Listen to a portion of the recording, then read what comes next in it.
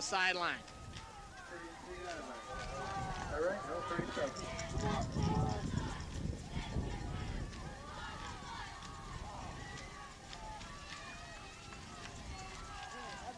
Velasquez in motion.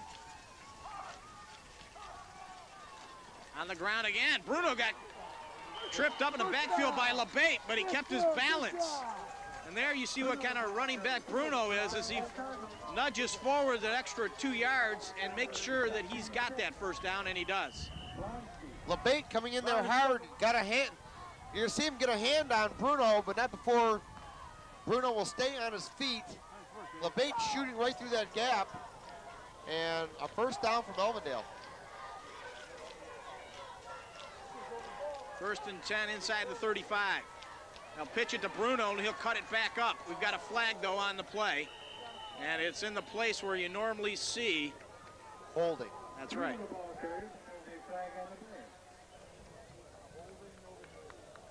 Melvindale trying to march back to answer Carlson's lone touchdown. Looking for a hold somewhere in the middle of the line. One of the Melvindale linemen was doing a dance with one of the Carlson defensive linemen, and that's what was called.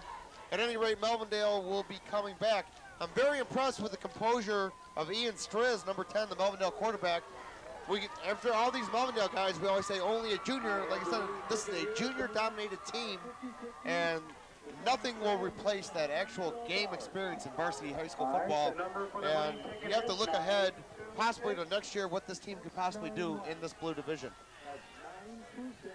So after the big 10-yard mark off, I'll be out over their own, check that, out of the Marauders' 40-yard line to about the 43. And a big defensive play, Jeremy Blanchette, we've been calling his name all night, as he tackles Bruno in the backfield for a 2-yard loss. Has excellent flow for a linebacker, smelling out the play, then getting to the ball in a hurry. Bruno that time, that play was kind of slow developing, as we'll see Ian Striz under center. They give it to number 20, but Jeremy Blanchette is going to be there as he spins off that first block to make the play. Yeah, you were right, Rick. That was very slow developing. You could see how slow it was there as Blanchette ran that play down from behind. Normally, the back's already in the secondary, and you're not going to have the defensive end run that one down. Here's a reverse, and the Marauders have it red, and another big loss. Blanchette was there along with Lou Stoney, number 87. They weren't fooled at all on that reverse, and that's going to result in a lot of real estate coming up to go here for Melvindale. Just a pitch to Ken Bruno to Velasquez, and he gets sandwiched right there. Steve Alley, number 36, along with Stoney, number 87. The Carlson tacklers, 3rd down, and a whole bunch now for Melvindale as they try to keep this drive alive. Melvindale spends the timeout. Right here, I'd be kind of surprised if they would go for it. They are at midfield, but it's 3rd down, and it'd be about 20, we're gonna call it 26 yards. So I'd be kind of surprised.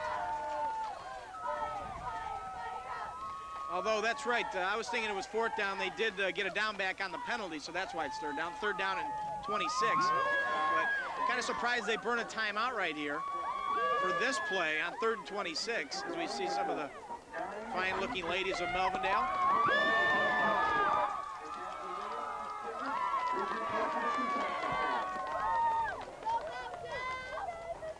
I mean, there's less than 7 minutes left. I don't know if you put all your marbles in one basket and try to go for a couple big plays right here to get the first down, or if you go ahead and run your normal offense, you don't get it, maybe you pick up half the yardage, punt it away, and then maybe get the ball back with decent field position. We'll see if it works, though, as they did spend the timeout. 3rd down and 26. Striz under pressure. And is that a pass or is it a fumble? Waved incomplete. And if they rule that a pass, good job by Striz of getting rid of the football. Credit that defensive line and linebackers for Carlson. Watch them flow to the football in this play. Striz is going to roll out to his left. Now, this is a tough pass for a right-handed quarterback because once he rolls out, he has to set up to throw the ball downfield. Now, watch all these rushers come from Carlson. The whole defensive line and linebackers, they are just going to wrap him up until he finally goes down.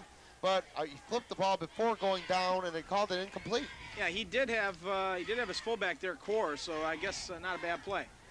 Fielded on a knee by Rogers just outside the